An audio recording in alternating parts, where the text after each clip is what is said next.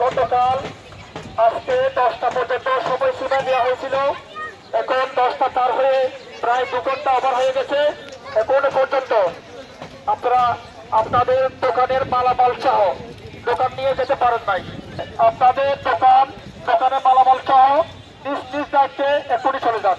প্রশাসনের উচ্ছেদ অভিযান চালু হবে।